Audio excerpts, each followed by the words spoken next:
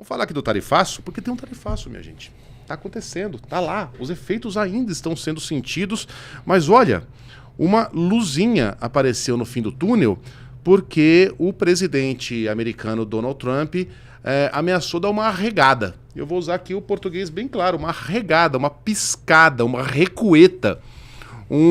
Como é que chama? Um fold, é assim que fala, né? No poker, quando o cara chama e você... I'll fold. Não é isso? Não é assim que fala, eu não sei jogar poker. Ele afirmou hoje, aliás foi ontem, né? Ontem de noite, que após a guerra tarifária contra a China, poderá reduzir as tarifas aplicadas à nação asiática. Aspas.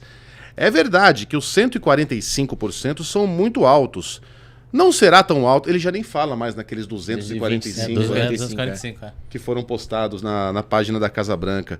Não será tão alto. Vão cair substancialmente, mas não chegarão a zero. Ele disse isso numa coletiva de imprensa. Destacou que a relação com Pequim é positiva, aspas, estamos indo bem com a China e com quase todos os países. Todos querem se relacionar com os Estados Unidos. Definitivamente temos algo de que as nações precisam. Ele continua com o peito estufado, né? Sempre, né? Eu vou fazer um resumo grosso modo aqui. O Donald Trump pediu truco, a China pediu 6, ele pediu 9, a China pediu 12 e ele recuou. É isso aí. A China não recuou 1 milímetro e ele está ameaçando recuar em todas as tarifas. Daquela tabela, que já virou lenha para a fogueira, para a lareira da Casa Branca, e agora nas tarifas para a China também. E sem bravata, né? O Xi Jinping, você não é uma bravata, foi lá, anunciou, é isso, nós vamos adotar a retaliação, a nossa... A covardia do Trump vai salvar o mundo? Pois assim, na verdade ele se colocou numa enrascada e ele está tentando de alguma forma encontrar caminhos para corrigir essa rota aí, tentando mexer no volante aí, que tá duro, para conseguir encontrar caminhos para essa rota. O fato, Megali, é que ele percebeu que o tiro que ele deu voltou contra ele próprio, porque você morou nos Estados Unidos muito tempo, a economia americana, quer dizer, o consumo das famílias dos Estados Unidos está muito ligado a produtos vindos da China, né? Então, recentemente o Walmart anunciou que as compras que encomendou para os fornecedores chineses, ela já pediu que viesse com desconto para que pudesse compensar um possível aumento da tarifa. Então, isso está afetando a economia local, não é? Ele achou que ia blindar os Estados Unidos e que isso afetasse a economia do mundo, mas chegou na casa dele, né? Ficou claro que esse tarifaço mexe com a economia e vai causar recessão na economia americana. Então, quando ele percebeu isso depois de muito tempo, sem querer ouvir as pessoas, os especialistas, ele pensou, opa, preciso recuar aqui, senão esse bumerangue aqui volta direto na família dos Estados Unidos, que é igual os eleitores dele. Né? Agora, aparentemente, vai recuar em tudo, será, Marcelo? Então, o ponto que eu acho que ele não imaginava, né, Megali, seria como que os outros países iriam lidar com a situação. Ele achou que todo mundo ia baixar a cabeça, falar amém, desesperadamente precisamos de vocês. Obviamente muitos países precisam, mas também muitas nações começaram a fazer as relações bilaterais paralelas. Então assim, começaram a tentar fazer com que a diferença da balança comercial com os Estados Unidos fosse distribuída, compensada com outras negociações. O Brasil, por exemplo, começou a conversar com outros países membros do BRICS, começou a falar com a União Europeia, começou a tentar de alguma forma mandar excedente para outras localidades. Então tudo isso também fez com que o efeito ali do bater no peito, falar, olha, todo mundo tem que se curvar a nós americanos, não surtiu o efeito como ele queria. Mas agora, sejamos sinceros, se ele realmente recuar em todas as tarifas para tudo em relação à China, vai ficar feio para a imagem dele, até mesmo nos empresários, mega empresários apoiadores. Muitos deles já estão batendo na porta do Trump, falando, olha, se de alguma forma você tem que mudar um pouco o comportamento, porque o meu setor está sendo impactado. O caso, por exemplo, de tecnologia, né? Você tem o iPhone, por exemplo, que é produzido na Índia, mas principalmente na China. Ele tem o design americano, mas ele é produzido fora. E tudo isso vai ter um impacto aí em toda a cadeia de suprimentos também, quando o assunto são os smartphones. Ou seja, são muitos e muitos problemas. E se ele recuar, se ele arregar nessa intensidade, vai perder um pouco a credibilidade, né? Se é que já não perdeu, né? Porque os caras apoiavam. Obviamente, esses caras são inteligentes, esses empresários, eles sabem onde pisam. e sabem que estavam lidando com um lunático, mas um lunático que estava tornando eles mais ricos. Acho que eles não imaginavam que o nível de instabilidade, né, do Trump pudesse chegar a esse grau de loucura. A impressão que eu tenho é que nem o Trump tinha ideia do impacto dessas medidas dele, né? As coisas foram acontecendo, as retaliações e o impacto na própria economia dos Estados Unidos.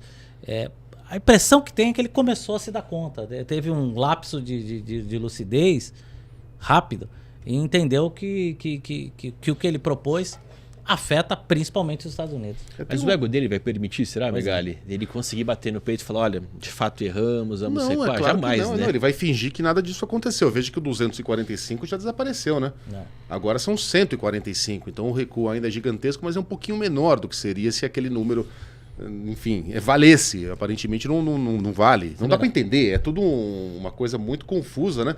Ele vai bater no peito e dizer que saiu ganhando, né? O famoso xadrez com pombos.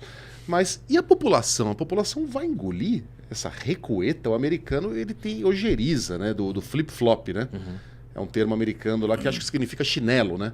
Mas eles usam para descrever o cara que muda de ideia o tempo todo. Reza flip-flop. Vai e volta, Ele né? vai e volta, reza flip-flop.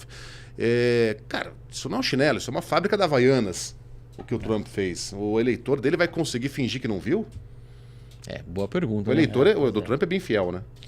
Esse que é o problema, né? Se comparado com o que a gente tem, o fã-clube do Trump, ele também consegue relativizar muito as coisas, né? O exemplo que você deu das visões que estão sendo dadas para a questão do esquema de corrupção no INSS, que todo mundo tenta achar uma narrativa. E acredito que o eleitor médio do Trump, aquele que é mais realmente pé no chão, talvez faça críticas. Mas o eleitor do fã-clube, esse daí vai ter dificuldade em conseguir. E vai, acho que, adotar o discurso dele, né? Vai adotar, não, realmente saímos ganhando.